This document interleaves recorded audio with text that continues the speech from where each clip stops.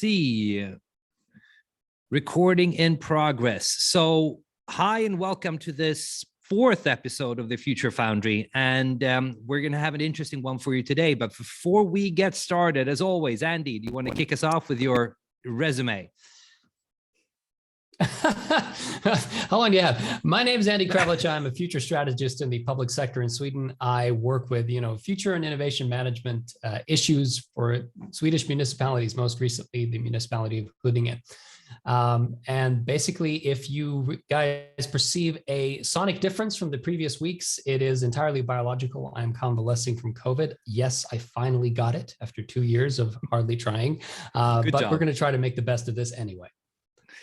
And my name is Gus, and I'm an entrepreneur and a speaker and a business angel. And I work in the area where business and sustainability intersect.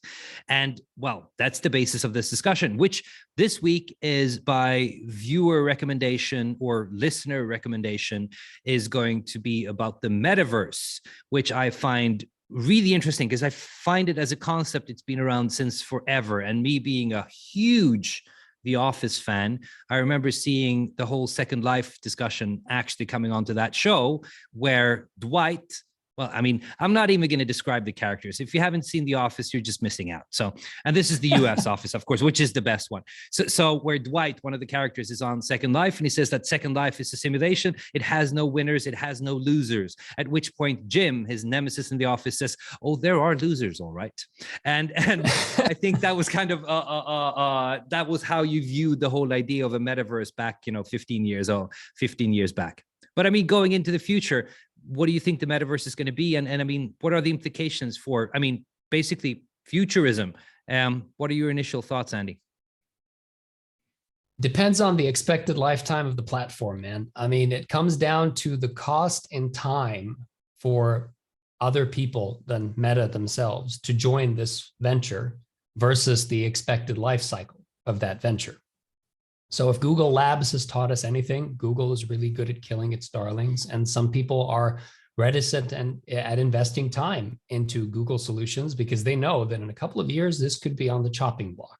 So it's going to be a case of like, who puts down the money and who starts putting in content, and when do we get that killer app? The Nintendo Entertainment System launched with Super Mario Brothers, and the Game Boy launched with Tetris. What does Meta launch with that makes it valuable for people and that makes it a must-be rather than a must-have? I think I saw, obviously, just a couple of days back, they released a report where their growth, as in Facebook growth, had stagnated for the first time ever. They're actually losing users, and obviously they've been using losers. They've been losing users in certain markets since forever. I mean, there are no kids that come onto Facebook nowadays, at least not as an active social platform. But obviously, that's been offset by the growth of Facebook in other markets, and that being the marquee product, and people spending less time on the wall where most of the advertising takes place. Obviously, Facebook needs to find another source of revenue, unless they're going to get completely slashed as a company on on the stock exchange, which the process already has started. Obviously, I think they're down like 25-30% from their peak. And the problem is, if they're not going to be valued as a tech startup or a tech company with rapid growth in the future, they're going to be valued as just any other corporation. And obviously, then their valuation is completely off. So they need to plow in a lot of money into making sure that they have a new killer app. And that's what I find interesting with the metaverse, is that I'm hard pressed to find another tech company that right now has the incentives to plow down as much resources into a platform that Meta has with the metaverse as of right now. And I think it's going to be interesting to see where they go with it, because obviously there's some really intelligent people working with some really cool things when it comes to Meta in general. And it's going to be fun to see how those come into fruition and where that kind of goes. Absolutely. And I think they have a lot of things going for them. I mean, first of all, putting this on top of a platform which is more or less monopolized social interaction between humans for the last 15 years. If you want anything done between two people, it's either going to be WhatsApp, or it's going to be DMs on Instagram, or it's going to be Facebook Messenger. And basically, if you're not on there, prospective employers we'll start to question, why don't you have a Facebook page? What are you hiding from us? I mean, this is old news to everybody. But then also tying this to Oculus, one of the leading providers of virtual reality gameplay solutions, this speaks to like a belief in the longevity of the solution. And then it's just a question of whether other content creators are going to consider it safe enough. I mean, Facebook, as you mentioned, they've lost, what is it, over $230 billion in value lately? But they set the record. I mean, the biggest points drop in one single company in one single day when 230 billion was erased. I mean, that was a pretty impressive record to set. Non-desirable one, but nonetheless an impressive record. Exactly. But this, exactly as you mentioned, it is quite possibly accelerating this transition into Meta for that very reason. Yeah, and I think this is something that you talk a lot about in business in general, is that you've got these mature kind of spaces in business, and usually it's described as businesses that have found a niche where they're incredibly efficient of, as I talked about last time, turning top line into profits, but they're within a sector that's not really going to grow in the future. And I think one of the prime examples of this is either oil or possibly tobacco might be an even better one.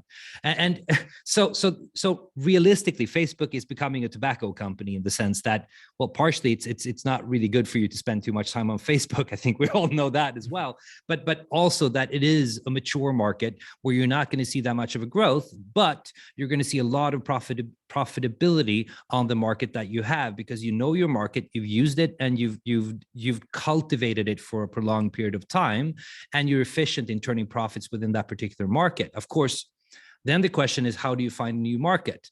And I think that's where you combine the profitability and that kind of general idea of having a company that isn't fast growing anymore with something that is fast growing. It's going to be interesting to see how Meta combine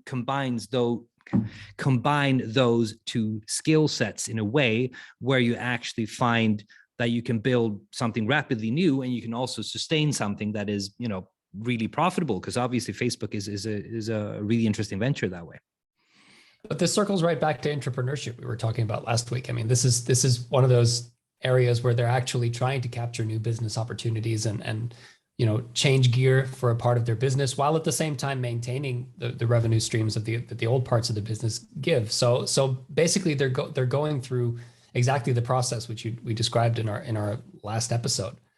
But the difference is, sorry. No, go ahead. I think usually when you say the difference is, you've got something good to say. So I'm going to stick in with this one. No expectations. I'm just saying that the difference is because they're not a typewriter company in the early 1900s. They are not, a company which is invested in the timescales of the old world. They're a company from the new world. Going back to the expected lifetime of the platform, I mean, we all know this. Radio took 75 years to reach 50 million users. Angry Birds took a month, and Pokemon Go took 2 weeks. Yeah. So what does the other end of that life cycle hump look like? Are we looking at something which is going to be an entrepreneurship towards a sustainable business model, which is going to go for a very long time? Or are we talking about something which potentially is going to be very short-lived? In the tech sector, there's a much larger uncertainty. Are we building a Google Wave or a Google Plus, or are we building a Google Chrome? No one knows at this point. And I think an interesting thing, if I can build on top of that, is that there's a really famous diffusion of technology curve, which is a traditional bell-shaped curve where you see innovators, early adopters, early majority, late majority, and laggards. And usually it's a bell, kind of a curve, a Gaussian curve, and I've seen a lot of people in my fields that today are claiming that curve is fundamentally wrong, because the innovators aren't just a mere, I think it's a 2.5% distribution on that traditional Gaussian curve. They're saying that the innovators are now making up as much as 10-15% of the entire majority, and then we're seeing that the early adopters are making up another 10-15. So all of a sudden, a third of the population is coming really early on in this adoption of new technology. Yes. And I think it's a good general case to be made for that. But I think also the problem is that also on the other end means that there's less longevity in the adoption of a platform. As you say, is it a Google Wave or a Google Chrome? And I think that's that's what makes tech fundamentally different from other sectors, is that you see the product life cycles that we've talked about previously as well. You see product life cycles become just shorter and shorter and shorter. And obviously that is a big problem if you want to invest a lot of money into a platform like the metaverse, and where you started, Andy. It's basically, what is the longevity of the platform you're trying to build? But I want to pose another question on top of this, and that is that one thing that social media in general has been blamed for, where I think Facebook has kind of led the charge, is that the general idea behind Facebook was to bring people closer together. And I think you can make a pretty good case for that. It's actually brought people further apart. It's made society more polarized, and there's a lot of adverse effects from society being on social media. And the question is then, if we put steroids on that kind of development, which the metaverse effectively would be, would we also put steroids on that general development? Would we see even more polarized world as people kind of invest in their respective social realities and make those filter bubbles even more compact than they are today? I mean, what are your thoughts on that? Well, I would say that the problem isn't endemic of this type of platform. It's a business model problem. The business model has been to sell advertising. Advertising drives engagement. You want to put content in front of people that is going to engage them in the biggest way possible. And this goes all the way back to, radio media, Howard Stern, all of that stuff. What is the most engaging? That's also the most divisive. This is the tool that politicians talk about when it's election year. They don't talk about the things that bring us together. They talk about the things that set them apart from the other politicians. This is natural. To drive engagement, we point towards what's different. And that all comes down to the algorithms in question saying, well, if you liked this, you're going to love this. And this is the algorithm that drives us further and further down into these filter bubbles. And this isn't a consequence of social media being social media. This is a consequence of social media being engagement and advertising driven. So if we can turn around the business model for social media, they can be something completely different. It's just a question of whether that's feasible. And I think when you say if we can turn around the business model, I think the question is then just buy enough meta stock to be able to make sure that you get representation on the board and so on and so forth. And I think I mean users. I mean by voting with the type of platform that we choose to use. Are we able to exert pressure on platform delivery, the platform purveyors, to be able to change their business models? And so, I mean, we do this in municipalities already, where we try to go from purchasing stuff, which incentivizes short life cycles, towards paying a monthly fee, which incentivizes longer life cycles. We can choose which side of that debate we want to be on, and for sustainability's sake, we want to be on this side of the debate where we're paying for services rather than products. So I do mean we, not Facebook. But would you come to a point? I read this is quite a while back though, but I remember seeing that somebody was talking about if you were to pay for Google services rather than them selling your data, you'd pay this and this amount to use Google every year. And I think it was the size of $50 to $100, something like that. I don't remember it exactly, so I'm not even going to give an exact number, but I remember it falling into that span of $50 to $100. So the question is, of course, would you start paying for all these different services, or should they continue being ad driven? Because I think that is one of the drivers that actually pushes this whole engagement thing forward. As you say, you want to sell advertising, and by advertising, you want to sell what actually drives engagement. But I think what's interesting with this, and this is actually a debate that's been had with newspapers for a long time, is the idea that, well, you get less general knowledge about the world as you get further and further into your filter bubble, obviously. And the whole positive thing of reading a newspaper was the idea that you were actually subjected to news that you wouldn't pick normally, because obviously the newspaper is printed and you can't make a difference of what you show, what content you show the user. However, I mean, the kind of positive side on that has been that if you then venture into real life after sitting in front of your screen, you're going to get subjected to reality nonetheless. I mean, obviously reality is going to be your representation of the old newspaper. And if we remove reality, as in the sense that you spend more and more time in the metaverse, I think it's going to have some interesting adverse effects on the way we interact. And I think it might exacerbate some of the problems that we have.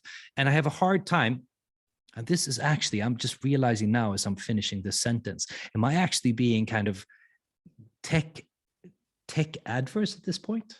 This is a weird kind of thing. Usually I'm on the front lines of everything that has to do with tech adoption. Maybe this is just me getting old. I don't know, but I have fundamentally a problem with the idea of the metaverse, to be honest. I mean, there's a big case to be made for sustainability, and let's get back to that later. But as it stands right now, I have a hard time seeing the killer apps and how those are going to be the things that moves us forward. Maybe this is just me being an old man.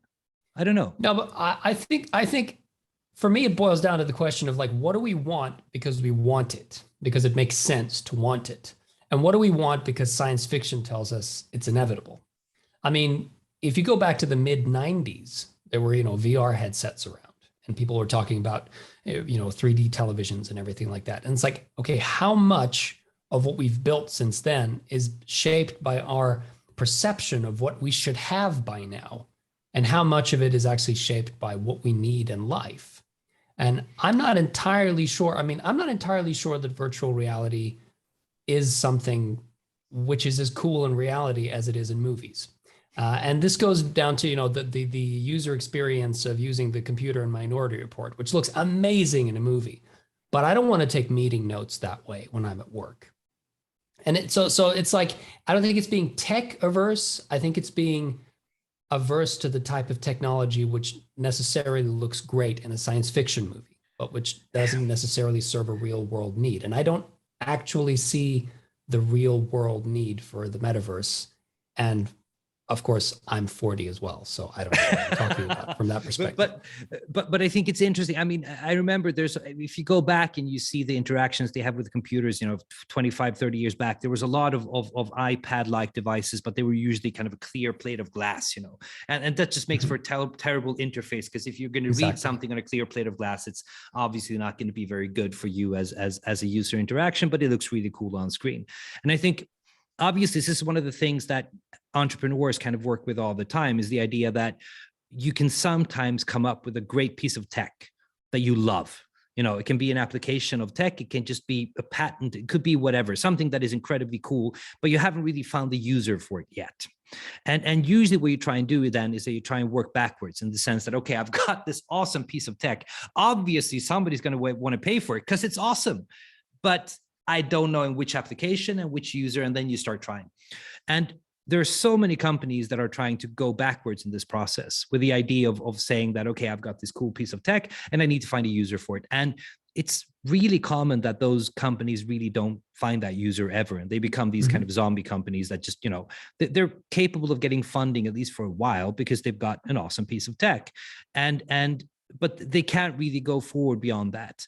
And it's going to be interesting to see how the metaverse fits into this and the whole application, because obviously it's one of those things that we fundamentally can agree on, that it would be interesting to be able to be subjected to a completely different world than that than the one you're living in right now. And I can just go back to another movie, one of my favorites actually, which is Total Recall with Arnold Schwarzenegger from 1990. There is only one Total Recall. If you say that there were more made, I will just deny their existence. So in Total Recall from 1990, Douglas Quaid gets asked the question, so what's the same with every vacation you've ever had? And the answer to that question is that you're the same with every vacation that you've ever had. And that's the idea behind Recall, is that they can change you as a person, and they can send you into, a dream world, effectively, where you become a secret agent, a rock star, an entrepreneur, whatever. And I think we can all fundamentally agree that that is an enticing concept, the idea of being on a vacation from yourself. And I think that's the hook, the driver that makes people find the metaverse really interesting and something that could make them feel passionate about it. But to be honest, are we there with that implementation yet? Or is it just basically a more marketed VR headset that we're talking about? Well, there's great experiences to be had in VR. I mean, if we just look back to my municipality where we work right now, we actually have a program where we're training social workers in difficult social situations, handling violent people, handling threatening people in threatening situations with VR. these people are training in everyday situations, being in a consulting room with a violent person in virtual reality. So there are great applications for this type of technology, and I'm not against the applications. I'm just wondering whether they need a common platform to be built on top of. Kind of the same way that you have applications for different things in your telephone, but you need them to interact in this complex multiverse of applications. I don't know. Maybe you do, but I don't necessarily see the appeal of spending the in-between time between applications still in the metaverse. But there might be a killer app for this that I'm just not aware of. Yeah, but I think the reason why we find this enticing and the reason why we're talking about it right now is obviously that we do see the benefits. I mean, we do see the applications. And I mean, anybody that's just, played an immersive game obviously knows the idea behind, okay, it's really cool to be somewhere else. I remember when I was, in high school and I was playing Half-Life, and I played it pretty much nonstop throughout the weekend. And I was playing it on PC, and you did a quick save on F6, you did a quick load on F7. And the thing was that at any time in the game you came up to a challenging section, you just, automatically pressed F6 because, well, if I buy it, I can just reload from the point where I'm at. And I remember after that weekend coming back to school thinking, oh yeah, this is kind of a tough social situation. I better F6. And then I stopped for a moment and I was like, oh my God, kind of like, this is not healthy. I should really cut back on the Half-Life. And so it's interesting how we as humans can quickly adapt to any new situation. And I think that's the interesting thing when it comes to building a virtual reality world, is the idea that you might be able to think that, okay, we're fundamentally not going to buy into this concept, but once subjected to that killer app, to that application that makes it palatable, I think we're going to be more faster to adopt it than anybody guessed that we could be. But for me, it comes back to the idea of the killer app. I mean, are we going to get all the way there? But then we're back to Total Recall as well, because even if we do that, what's to actually stop us from bringing all of the problems with us into this new paradigm and into this new platform? I mean, will it actually effect the change that we wish for it to effect, or is it going to be a temporary place where we put our hopes and our dreams, like colonizing Mars, only to figure out that we brought all of our bad behaviors with us to Mars, and now they're just all there on a new planet. So, that remains to be seen. But I want to, just shortly touch on a municipality perspective towards, adopting presence and new technologies. And you were talking about Second Life before. And the thing that really kind of scares me about this, particularly when we look at life cycle lengths for these platforms, is the life cycle of the project which a municipality needs to make the decision and to realize that decision to actually be a part of a platform like this. And generally in Sweden, a digitalization project in a municipality takes 31 months from idea to reality. That's 2.5 and a bit years. From idea to reality. So the question is, where is Metaverse going to be in 2.5 years, from now? Having to make that decision today makes that decision expensive, and it makes it time consuming if it turns out to be a failure. It means we have to start really early in the S curve. We were talking about S curves in the first episode, the new technology full of potential and so on doesn't really overtake the old technology, then it does. And then it becomes superseded by the next S curve and so on. You guys know about this, but it means we have to start very early in the S curve where everything is really uncertain and the new technology is still worse than the old technology, because the alternative is looking at what happened with Second Life. And there's a very publicized case in Sweden where 2010, Malmö, which is Sweden's third largest city, opened an embassy in Second Life.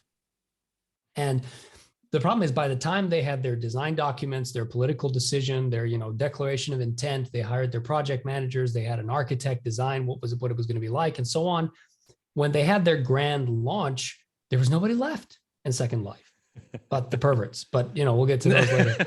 And the problem is they had to back out of that decision, and it became kind of a really embarrassing episode in their digitalization journey, and one which they're not very proud of talking about, I imagine. And part of that is because short lifespans drive towards short decision chains and decision chains in municipalities are still long. So at what point does the public sector, the sector which is actually supposed to solve some of the problems that society creates, just say, we are not going to make this decision. We're not going to be here. And where does that leave the people who now live their lives there and are outside of the radar screen and of the net of the social services, which are there to protect them and which they're paying for? And I think this is an interesting problem because, I mean, I think you fundamentally apply an idea of a metaverse having the same life cycle as that of your physical life, as in, i.e., we spend 80 years on this planet, give or take a couple of decades. And then obviously you'd imagine that people would spend the same amount of time on this metaverse, whoever the platform purveyor would be. But obviously the hardware and the software would be differentiated, which means that the software solution for whatever metaverse you find interesting might be different, a year from now than it is today, which means that obviously for a municipality, this would be a continual problem, unless we just take for granted that the company that produces the best set of parameters for building a metaverse is the same today as it is 20 years from now, which I think, based on what we've talked about previously, and I mean, we just pretty much know that ain't not going to be the case. Yeah. No. So I think that's an interesting point. And I remember you and I talked about this. I think you told me a story about kids getting stuck in the World of Warcraft and how you kind of have people kind of looking for them there. I think that's like an interesting halfway point. Could you just reiterate that story? Well, sure. I thought that was a really cool. Well, sure. Because in some cases we do absolutely this. I mean, part of the job of a municipality is to take care of the people who live and work there, wherever they are. And it is to find them where they are to be found. And if they're not to be found on the squares and streets, then we need to find them where they are.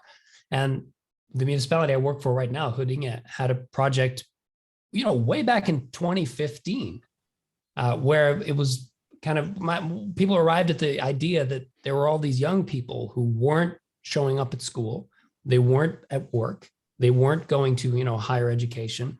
They were sitting at home and they were basically shutting themselves out from society. And they had, in a lot of cases, mental or psychological issues, which they would need to talk to someone about. But the problem is that when you're in Azeroth and World of Warcraft, Huddinge Kommun, Huddinge Municipality doesn't have a social services office in Azeroth, right up until the point when they did. Because it became possible for kids who felt that, this is something that my life isn't going in the right direction. We were actually there for them and they were able to talk to us in World of Warcraft. And that's a great example of a project of a municipality, which is proactive and it's good. But let's not forget, World of Warcraft came out in 2004 and this project was launched in 2015. Yep. And it was heralded as some kind of innovative project, but it was establishing a presence on a platform which had already been there for 11 years. Yeah. So if we're talking about metaverse now, and we're talking about municipalities entering that platform in 11 years' time, is that going to be innovative? I don't think so. But I think this is a point that I try and make often when it comes to sustainability, is the idea that lines are blurring. I mean, if you go back 25, 30 years, you were talking a lot about the first, second, third sector, as in the first one being governmental, second one being private, and third one being NGOs, non-governmental organizations. And the general idea back then was that nobody went into the other sector's natural domain. You could say as a company that I can donate money to an NGO, but that money has no strings attached. I'm not allowed to have any idea of or have any input on how they spend that money. And the same sense, you pay taxes, and by that you can lobby all that you want, but in the end, the state does what the state does, the companies do what the companies do, and the NGOs do what the NGOs do. And with sustainability, we are seeing those lines getting blurred, partially from the idea that companies are getting ever bigger. This is something I talk about when I give talks, is that if you look at the top 100 biggest economical entities in the world, about 70% on any given year is going to be companies at this point in time. So only about 30% of those, economical entities are going to be states. The other are going to be companies. So companies are getting ever bigger. So it's more important what an individual company does when it comes to sustainability than certain countries do, because they've got bigger revenues and those companies have tax revenues. But if you move forward on top of this and then think, okay, would it need to be able to take 11 years for a municipality to actually go into Second Life, or would it be up to the next generation of company to make sure that those kids that are at risk of overplaying or becoming recluses or becoming basically hermits within that game, right? Is Digital that hermits. going to be indeed? I mean, at that point, obviously they're sitting with all the data. Should more be expected of that particular company to make sure that those kids or whomever spends time on that platform, because obviously it's not only kids that get stuck on platforms, that those people have the possibility of getting the help that they need. And I think that's an important distinction to make when lines get blurred. It's not the point of the company alone to only maximize the user's time on the platform so you can make as much money as possible. And this is where the whole idea of stakeholder capitalism comes in, where you not only look at whoever owns shares in your company, which of course is an incredibly interesting portion of the stakeholders, but also you are a part of society. And if your company and you're one of those, 70 companies out of 100 top economical entities, one could make a very compelling argument that with lots of power also comes lots of responsibility. I wholeheartedly agree with you there. And I think that part of what we need to do in a rapidly changing time, which is both becoming more rapidly changing and more complex, we need to start looking at the social contracts which govern our dependencies on each other. And we need to look at what is the commitment of, it's easy back in the day to say the municipality has responsibility for a certain geographical area. And everybody who's in that geographical area falls under the purview of that municipality. That's an easy 19th century way of thinking.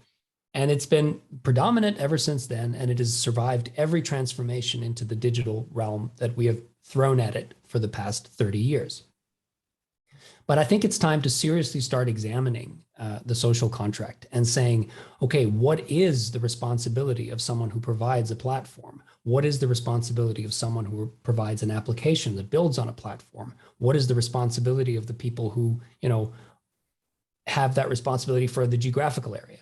And it comes down to basically, what is a city? Is a city a geographical area? Is it a legal entity? Is it a set of demands or requirements for people to be taken care of? And, we have the world's largest hotel chain doesn't own a single building. The world's largest media company doesn't produce any of its own content. The world's largest taxi cab company doesn't own any of its own cars. When will we see the first municipality that doesn't have any geographical area? The first municipality as a service. I think that's an interesting thing that we need to start looking at. But we also need to contrast this to saying, okay, all these really cool ideas about the social contract aside, we still have, I would say, a majority of municipalities in Sweden which are still debating whether or not they should get an app. And the App Store was 12 years ago. Yeah. So, there's swings and roundabouts there. But I think that's what I find so interesting about these discussions that we have, is the whole idea of how we manage the future with these different viewpoints that you can have, from being a private company to being a municipality or governmental organization. And I think, for me, I think we've had some insightful conversations about this, and pretty much all done, to be honest. I don't think I've got a lot more insightful stuff to say. So if you don't, I think I'm pretty happy there. I'm looking forward to seeing what everybody out there has to say. Drop us your comments and your messages. Let us know what you think of the things we're talking about. Are we full of it? Or are we full of wisdom, or somewhere in between? And what can you add to this? And what would you like to see next time?